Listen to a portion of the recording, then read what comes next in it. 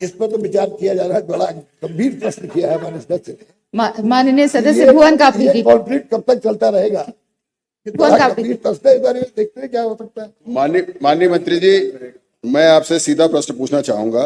2022 से 2026 तक मानव वन्य जीव संघर्ष में कितने लोगों की मृत्यु हुई, कितने लोगों को आप मुआवजा दे चुके हैं, कितना पेंडिंग है?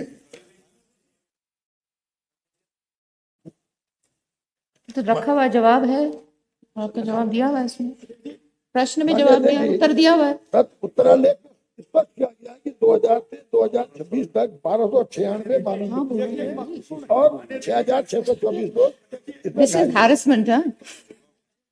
जवाब तो सुन लीजिए आप लोग, जवाब अपने सदस्यों के पूछे हुए जवाब ही नहीं सुनना चाह रहे हैं। जवाब तो सुन लीजिए। माननीय सदस्य दामी जी। माननीय जी, मैं आपके माध्यम से मंत्री जी से पूछना चाहता हूं कि मेरे यहाँ के जो माइग्रेशन के गांव हैं, दारमा, रालम विलेज और मल्ला जोहार, वहां पर जो भालू के द्वारा घरों को तोड़ा जा रहा है, नुकसान किया जा रहा है, उसके मुआवजा का क्या प्रावधान है और कितने लोगों को आज तक जो है वन विभाग ने मुआवजा दिया? क्योंकि हम जब भी डीएफओ को कहते हैं तो वो कहते हैं कि भालू ने नहीं तोड़ा, लेकिन जब माइग्रेशन नीचे होता है तो हर घर, दारमा, रालम और हमारा मल्ला जो है, यहाँ भालू बहुत जो है घर को नुकसान कर रहा है। और जो अभी मेरे यहाँ 3 ऐसे हादसे हुए भालू ने, जिनका एक का पूरा एक साइड का आंख ही खत्म कर दिया और एक के पूरे सर डैमेज कर दिया, तो उनके लिए क्या प्रावधान है मुआवजे का? माननीय मंत्री जी। माननीय अध्यक्ष जी, मैंने आपके माध्यम से सदन को अवगत कराया था कि पहले भालू के द्वारा मकानों को क्षतिग्रस्त करने के लिए मुआवजे का प्राविधान नहीं था।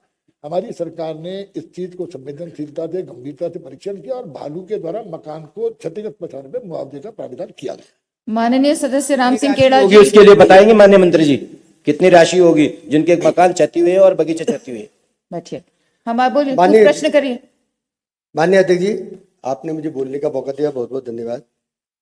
मेरे क्षेत्र में गत वर्ष से 3 बहनों को बाघ ने निवाला बनाया और इस बार भी 4 बहनों को बाघ ने घर के, यानी कि गांव और जंगल के बॉर्डर के जो खेत हैं, हमारे खेत में आकर के बाघ ने 4 बहनों को निवाला बना दिया।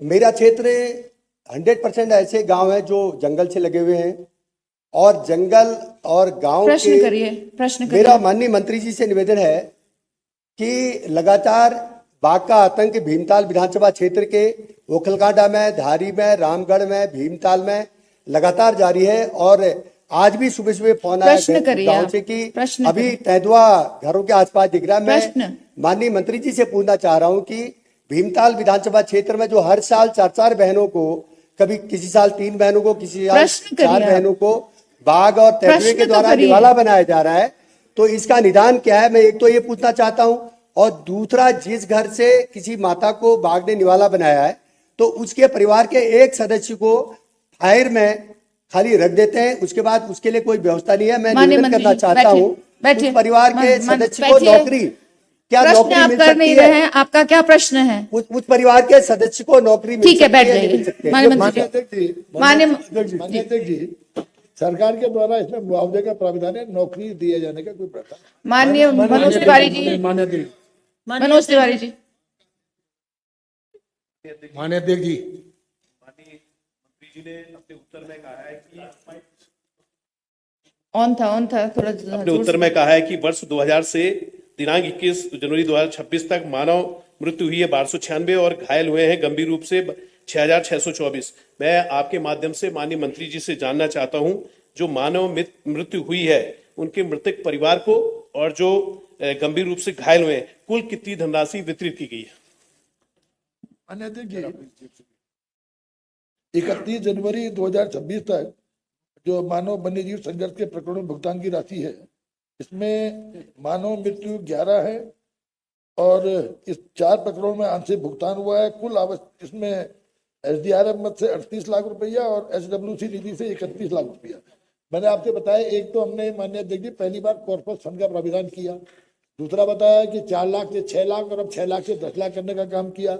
और मानव जो घायल हुए हैं इसमें ये 210 हुए हैं, जिनमें 43 लाख 32 हजार एसडीआरएफ मद से, 14 लाख 32 हजार पहल करनी कुल आवश्यक धनराशि 43 थी, 14,35,000 SDRF मद से और SWC निधि से 28,87,000। माननीय अध्यक्ष माननीय जी, अध्यक्ष जी, एक महत्वपूर्ण सवाल 9 करोड़ की हमने इस बार भी मांग की है इसमें। माननीय सदस्य बंशीधर भगत जी। आपने बोलने का अवसर दिया, आपको बहुत बहुत धन्यवाद। एक तो आप जब प्रश्न करता है बस उसकी तरफ देखते हो, जो जवाब देता है उसके बीच में हाथ हिलाता है उसकी तरफ तो देखते नहीं। ये भी जरा देखिए। नए नए चश्मे पहने तो थोड़ा सा समस्या हो रही है।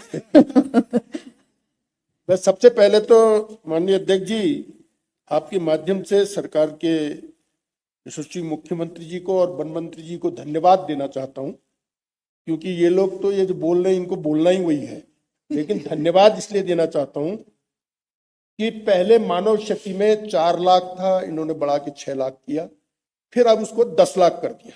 और उससे बड़ी उपलब्धि ये है कि जैसे ही कोई घटना घटती है तत्काल अधिकारी पहुंचते हैं। ये तो झूठ बोल रहे हो आप तत्काल की बात, तो पहले सुन ये लो, झूठ बोल रहे हो। प्रश्न पूछो, हम पूछेंगे। अरे मदन सिंह जी आपको बोलना जो है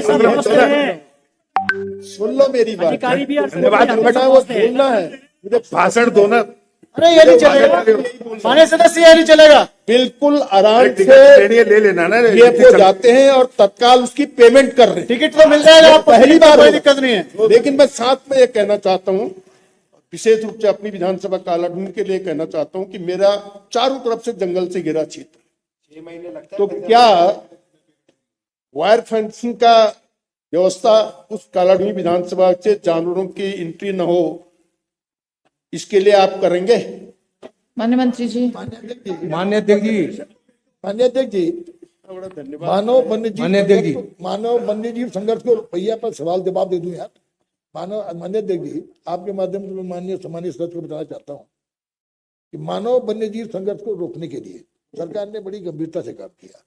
हम लोगों ने पहली बार सोलर लाइट्स देने का काम किया, ताकि सोलर लाइट देने से इस तरह की घटनाओं पे आबादी क्षेत्र में जानवर न जा पाए। अब हम लोग सोलर लाइट के साथ साथ बुश कटर भी दे रहे हैं, ताकि गांव के आसपास लोग झाड़ियां जो है उन झाड़ियों को काटने का काम गाँव वाले कर सके। और बुश कटर भी प्रोवाइड कर रहे हैं, हॉट स्पॉट आइडेंटिफाई किए हम लोगों ने। और इसके साथ साथ माननीय अध्यक्ष जी, जो आपको बताया कि वेस्ट मैनेजमेंट के लिए हम लोग काम कर रहे हैं, नगर निगम में, नगर निगम क्षेत्र में नगर निगम, नगर पालिका क्षेत्र में नगर पालिका, और बाकी हम लोग लगातार वेस्ट मैनेजमेंट पे काम कर रहे हैं।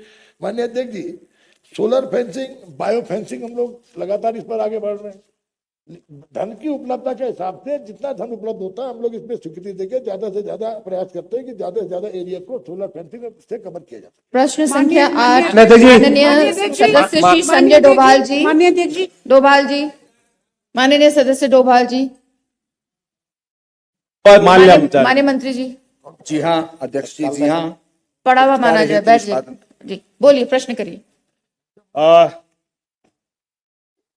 यमुनोत्री तीर्थाटन बढ़ाने के लिए सरकार के द्वारा 6 जनवरी 2023 को रोपवे निर्माण के लिए मंजूरी दी थी, जो कि बहुत समय से रुका हुआ था। तो मैं माननीय मंत्री जी से ये जानना चाहूंगा कि वो यमुनोत्री के तीर्थाटन हो या पर्यटन के लिए एक मील का पत्थर साबित हो सकता है, और उसको कार्य आदेश हुए हुए 3 साल से ऊपर हो गया है, उस पर अभी तक क्या कार्य हुए हैं और क्या प्रगति है? माननीय अध्यक्ष जी, सरकार ने ये जो खरसाली रोपवे की बात माननीय सदस्य ने कही है, इसमें SRM कंपनी को PPP मोड में दिया है माननीय अध्यक्ष जी, और इसमें 17.10% वो प्रॉफिट का सरकार को देगा। ये तो माननीय अध्यक्ष जी, इसमें पहले जो सर्वे हुआ PPP मोड में दिया था, उसमें सर्वे में उन्होंने जो दाएं की उसमें नदी के दाईं तरफ में 16 टावर यमुना के दाईं ओर प्रस्तावित किए थे। और उसमें यह हुआ कि अब जो पहली बार जब DPR बनी थी, अब दोबारा जब पहले वाले ने PPP मोड में मना कर दिया, जब हमने इसको दिया, तो इन लोगों ने माननीय अध्यक्ष जी नया सर्वे करके अब ये बाईं तरफ आना चाहते हैं, जिसमें टावर्स की संख्या भी 10 हो रही है।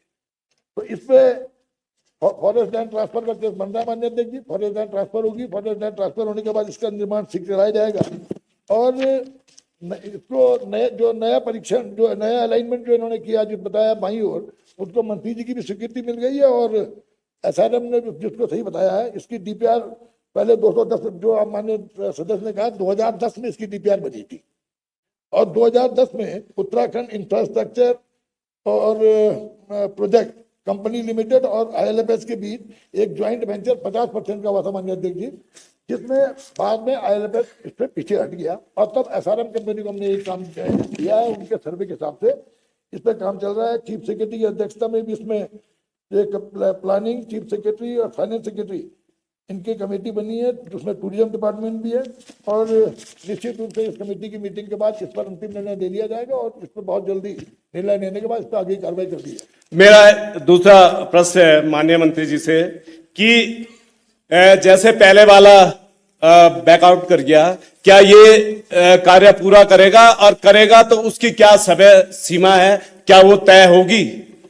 अगर समय सीमा तय होगी तो उसका माननीय अध्यक्ष जी, चीफ सेक्रेटरी की अध्यक्षता में जो कमेटी की रिपोर्ट आने के बाद नए अलाइनमेंट की जो स्वीकृत करने के बाद माननीय अध्यक्ष जी समय सीमा 3 साल से अभी तक उसका वही नहीं हो रहा है कि 10 टावर बोले हैं तो 4 टावर की तो अलग है, 6 टावर तो सेम उस पे है, तो उन पे तो कार्य चल सकता है ना। माननीय अध्यक्ष जी देखिए, ये कोई पार्ट पे काम नहीं किया जाता।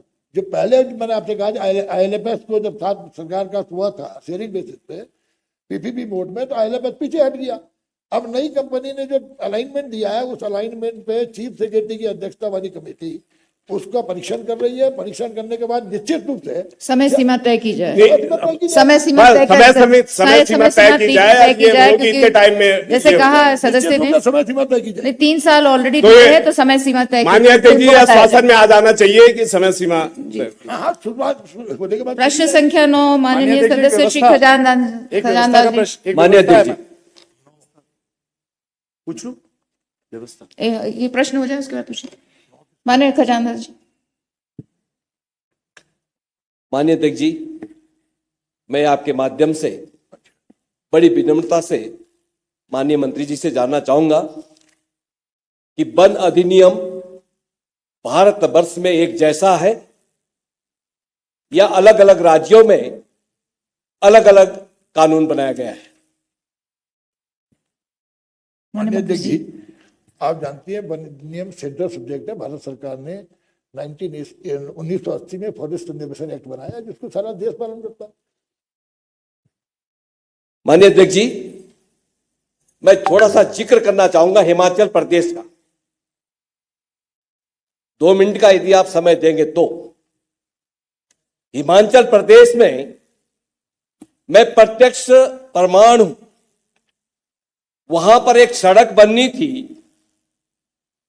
किसी VIP को वहां पर आना था और वो वन क्षेत्र था